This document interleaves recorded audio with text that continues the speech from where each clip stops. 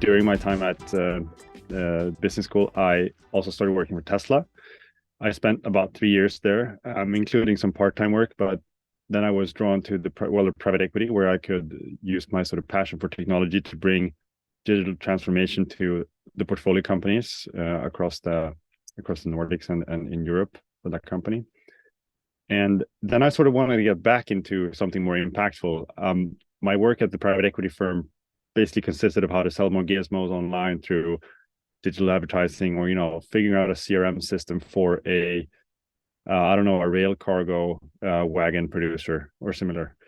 And I missed the heartbeat of an organization such as Tesla, and I started looking around, sort of trying to figure out what are the next frontiers for electrification. This was in 2019, and I realized that there are no equivalents to Tesla when it comes to electric boats.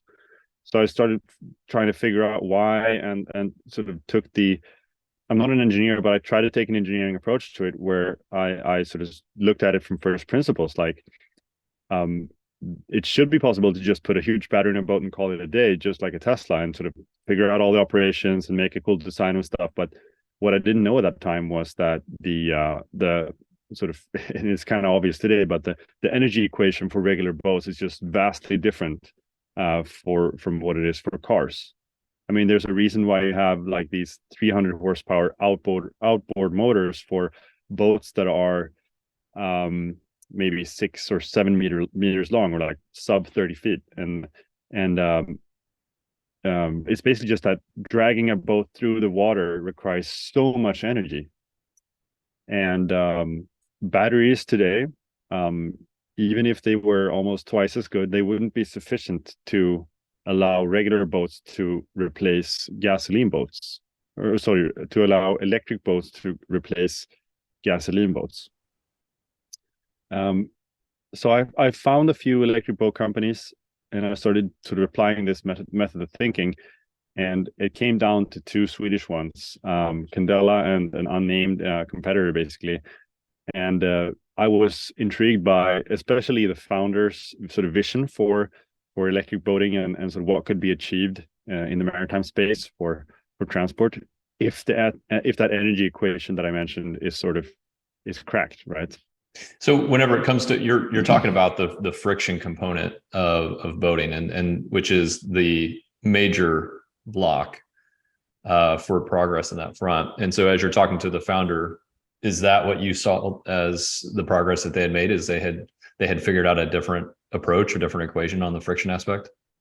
Exactly. I mean, when I spoke to Gustav the first time, Gustav Hasselskog, I was aware of sort of the hydrofoiling concept. It is old, absolutely. It's from the pretty much the 1800s. But what hasn't been done before is the miniaturization and the digitization of the controlling of it, because you need a version of hydrofoiling that is very unstable. It's sort of like a fighter jet, where a human being can't in real time control the surfaces, basically, that modulate the water flow to keep a boat balanced, if you use the type of unstable hydrofoiling system that an electric boat application requires. So what I realized that Gustav had figured out was basically how to marry the technology and software of commercial drones, and of course smartphones before that, with gyroscopes, accelerometers, and such, with the sensing abilities of an America's Cup boat, where the boat can at all times measure the distance to the water, and of course with GPS, from which we get the speed, but also with lightweight construction and super very advanced hydrodynamics, also from the America's Cup world. So you bring those things together, and you can actually make a commercially viable hydrofoiling electric boat. So I was presented with the Candela C7 and back then it was called the Candela 7 in 2019, and I had seen nothing like it. Not only does it go much farther on a charge, it also allows for a much smoother ride, as the boat just flies above waves, and waves that are induced by wind or other boats, for example. Yeah, that's what is pretty interesting about this is I think there's this immediate appeal and intrigue about it because when you see it, you're like, oh, I haven't seen anything like this. But you're talking about this experience that not only is it kind of there's in some cases novelty to it, but the experience is, from your explanation, it's superior to anything anybody's experienced, right? Absolutely. I mean, it's like to draw on some experiences, like when I held an iPhone for the first time. In my case, it was a 3G because the original iPhone didn't come officially to Sweden. Um, it's you basically remove everything that's annoying with boating. Doesn't cost anything to go out every day, every single day of the summer, because electricity costs for the relatively small battery that we have, they are minute. Also, the slamming is gone. You know, when you're hitting other boats, waves, or you're going out across an open body of water where there's a lot of waves, that's just removed completely, along with the seasickness, because you get much less of the heaving and rolling. Also, the noise is nearly completely gone, especially with our newer boats, where we've transitioned into another type of propulsion with our proprietary Candela Sea Pod.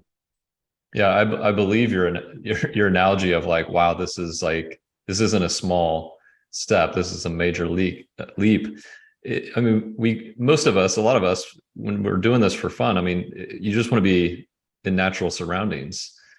And to your point, whenever we probably don't even realize it until it's gone, like, oh my gosh, you can do this and it can be peaceful and not noisy. And I didn't even realize like how much rocking up and down and like just being beat up in the process there was. I bet people, what are some of the reactions you hear from people now that you've gone through that process yourself and now you get to see other people see it for the first time? Like, what are some of the things you hear people say after they've gone through that? Absolutely. So one of the most noteworthy sort of stories I have of people trying out the boat is one of the main testers from the Motorboat and Yachting magazine. And these guys, they have been through hundreds of boats. They've tested every single sort of invention, type of boat, from sailing to motor-driven yachts, basically. And at first, you could sort of see when he was out trying to see it, you could sort of see in his face how he gradually started to realize the sort of the impact that this innovation will have, because he was expecting to, you know, slam into large wakes created by a ferry, and he was completely surprised by the fact that he could speak to the camera guy next to him in a normal tone of voice at speeds above 25 knots. And when we told him how much the ride had cost in total, like we were out for an hour, it was just a few euros, you know. The final piece of the puzzle sort of fell into place, and that's why we ended up on the front page of that newspaper with the big title of "Game Changer," which was super, which we're super proud of. It goes to show that just like that the level of innovation when someone who has tested that many boats and knows every single aspect of a life on the water just finds it so revolutionizing. Yeah, that's gotta be rewarding for the team to get that kind of feedback from somebody who really knows, right? For sure. That's awesome. It's interesting because we've talked about internally, like, oh, we're talking to Candela, this will be a good conversation. And a lot of people have seen the videos that you guys have put out or the prototypes, and everybody's interested in it. And I don't think they understand all that goes into it. You were talking earlier about, you know, this technology or the concept is not new. It's new what we can now do with all the different elements and how they come together. And even your competitors or imitators that are going to eventually come along as well. Like, this is not easy. Like, it really is going to be difficult for them to get every aspect of it right to create that efficiency and that experience. Not as easy to imitate as maybe some might originally think. No, and it's actually quite different from imitating electric cars, where you basically build a skateboard sort of a battery with the wheels, and then you build pretty much whatever on top. It needs to be fairly lightweight and needs to be run through CFD or computational fluid dynamics for getting a very low drag coefficient. But then you have an electric car. So that's why you see all the big automotive makers coming into that space kind of rapidly with for example, the Volkswagen ID4 is the most sold electric car in Sweden of 2022. But more on our competitors, I think they're going to be surprised by how difficult it can be to have the boat confidently handle everything from heavy side winds to very uneven chop or even large, very long ocean waves, for example. And then everything that goes into engineering a robust system that can sort of stand the test of time with in both the propulsion and the hydrofoiling mechanisms. We've taken it so far that we've developed our own motor, as I mentioned, which we call the Candela C-Pod, and we've also developed all of the hydrofoiling mechanisms that allow us to balance the boat perfectly in high waves and strong wind in-house as well. Yeah, I think your drone analogy is one that a lot of people can grasp. We understand that we've seen the drones become more affordable. We've seen them be more effective, and obviously that's kind of the path that you guys are going down as well. Exactly. Yeah. How has the organization changed? You talked about some of those early days and where the company was when you joined. And of course, there's been a lot of growth since then. What's that ride been like? What was it like in the early days? What's it like today in comparison? What's it been like? Absolutely. It's kind of funny. I joined, as I mentioned, in 2019, and I became, I think, the 19th person in. And back then, the companies was basically split almost like it is now, between 50% production personnel and then 50% office people, basically. And being that small of an organization, we had delivered 5 boats already when I joined, and I think I just looked. I was the second person into the sales and marketing team. I just looked around what had to be done, and the list just was enormous.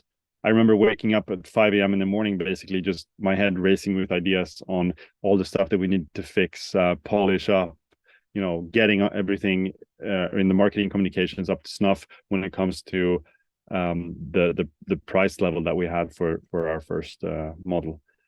And I remember the stark difference was basically that if there was anything that needed to be done, we didn't have the money for anyone else to sort of get working on it, but you had to figure it out and learn it yourself, which fortunately I had brought with me from my days at Tesla and also at the private equity company,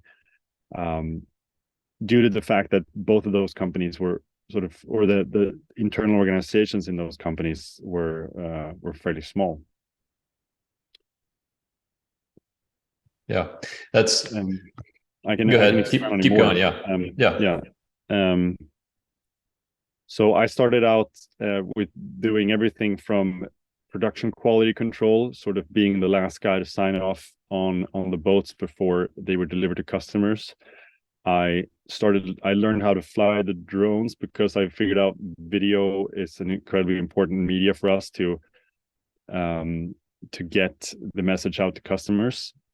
Then I attacked the website, which I knew very little about, and sort of rebuilding it from scratch on my own.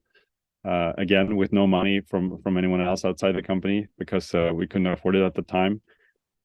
And I realized that in order for us to be able to launch products as quickly as we could and wanted, we had to figure out a way to present them before they were built, not only to gauge the actual interest of the customers, but also to get the word out faster, maybe half a year or a year faster. So I started during the COVID lockdowns, I started to venture into 3D rendering and modeling, basically, and that led to us being able to do a full digital launch of our best-selling product, the Candela C8, which we launched in August of 2021.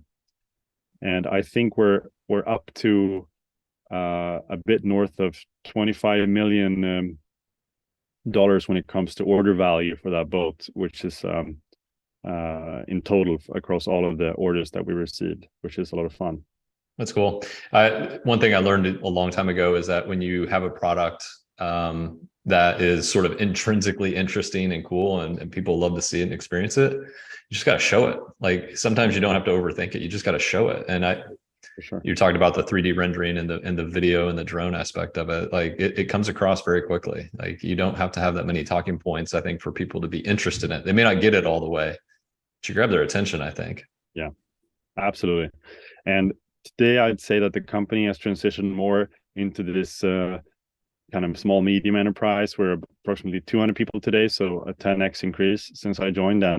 And of course, I think we're following the same sort of scale up story as many other companies, where the roles over time get more defined, and we hire more specific people that have done things in the previous jobs that are less generalists, I'd say.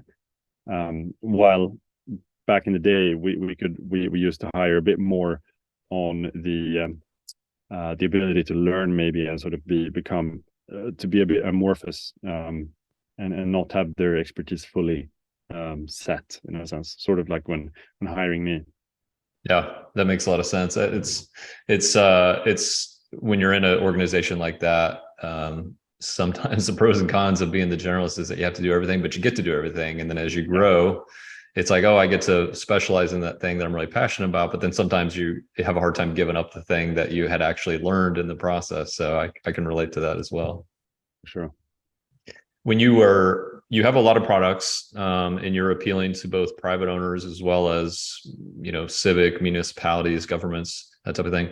How has the organization kind of like prioritized either product releases or kind of the go to market for how you're communicating this? Like, how have you guys kind of approached that? Because there's a lot of people who could be interested in what you're doing. I'm sure prioritizing is not always easy. For sure not. So I think the company comes from a leisure point of view, where the first customers and investors were interested in our leisure products, basically the family boats to go out and enjoy nature in, and everything that comes with that, especially for a boat in the price class that we had to put it in order to get it into production profitably. Over time, we have sort of been running the commercial track and the leisure track in parallel, with, I would say, the commercial track gaining a lot from our experience within leisure, both on the marketing and brand side, but also the proof aspect of having actual products out on the water, sold to real customers that are out using them according to their use cases. And I would say that puts us apart very much from the myriad of competitors that are popping up within the very lucrative commercial space of hydrofoiling electric boats. Because the thing about hydrofoiling electric boats is that it's a perfect fit for the commercial operator business case.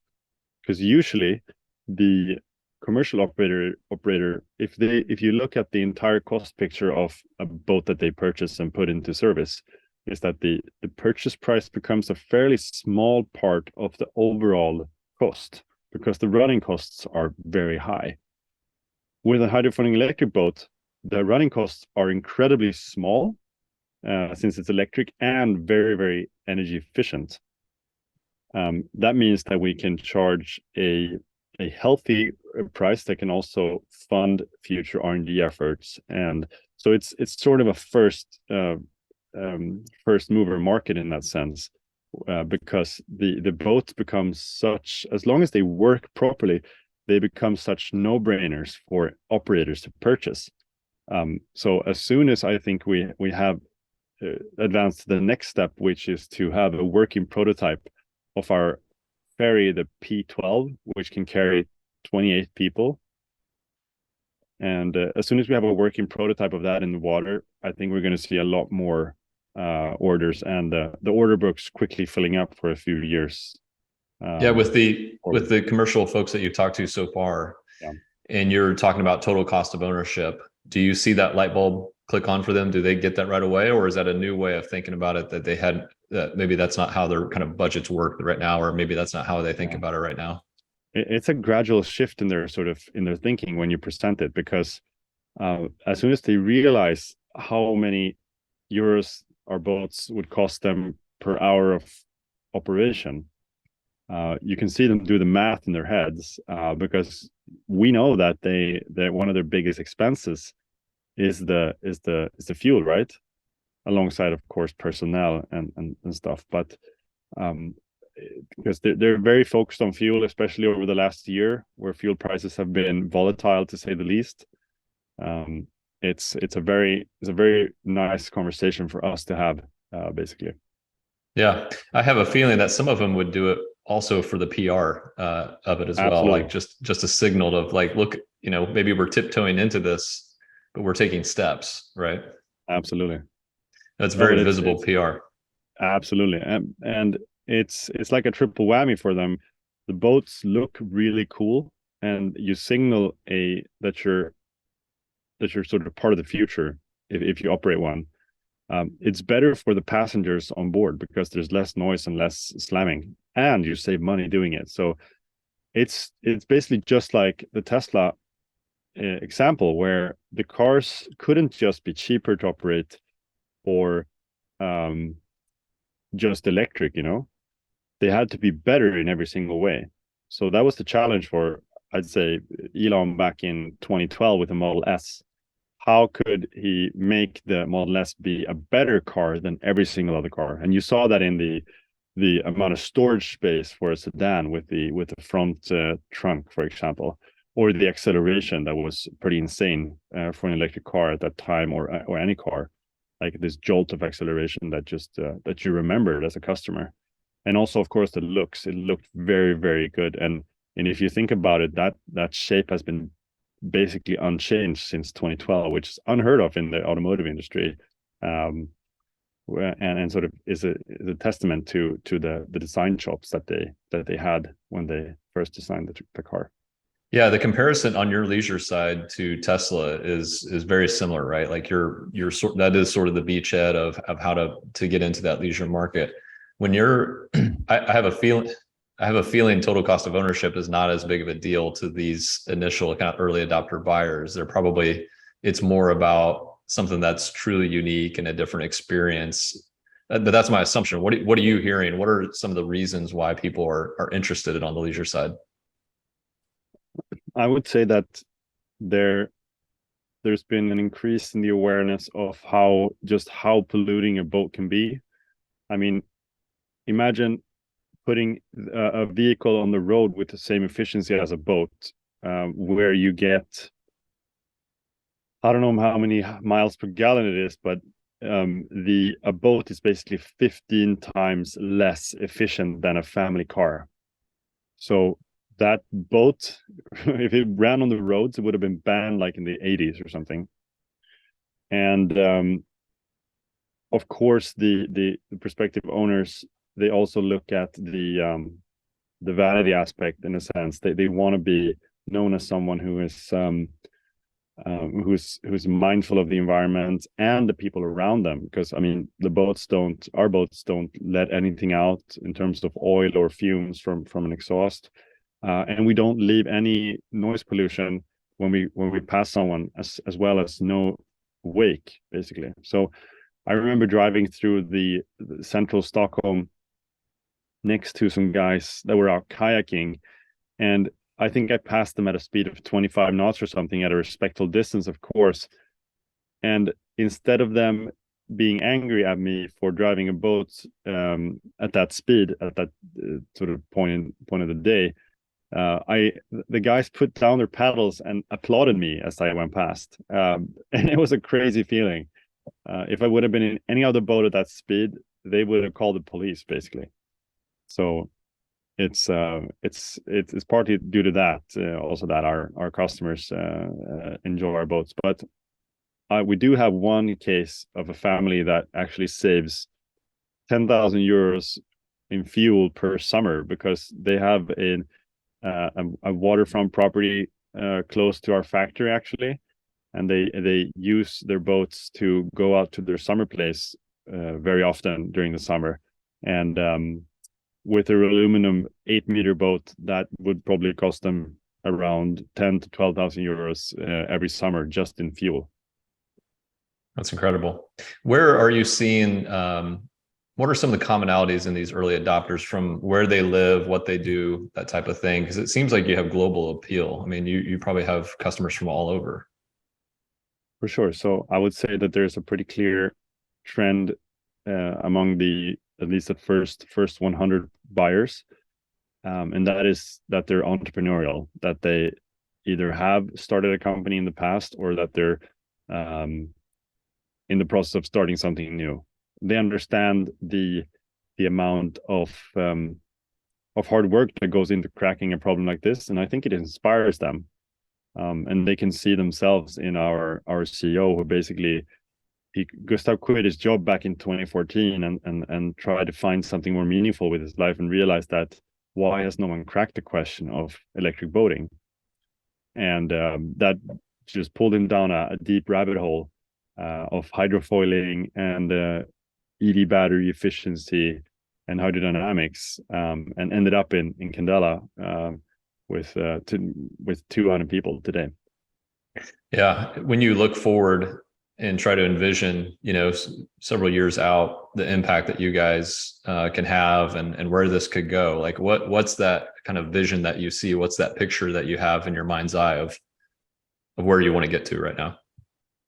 I think I can draw on another parallel from my time at Tesla, where one of the biggest impacts that Tesla had, I think, is kind of non-obvious, and that's they recruited a lot of people from the legacy automotive makers, and those people still had friends. They still have friends back in those automotive makers, and how Tesla transitioned the Model S to a full aluminum construction.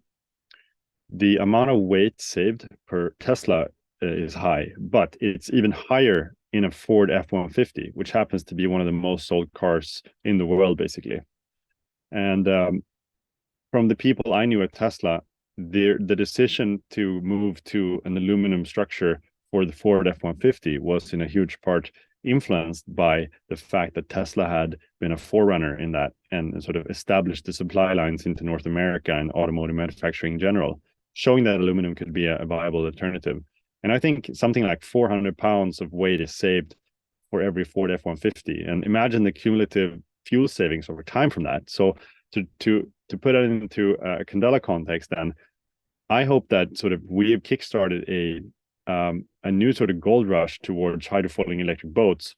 We showed that it was possible and that customers would actually like it. So that's why I truly hope that our competitors succeed, because I believe that competition is good for everyone. It puts more pressure on us to do better, and I think it ends up in a better state and I think the industry ends up in a better state, and the customer also in a better state.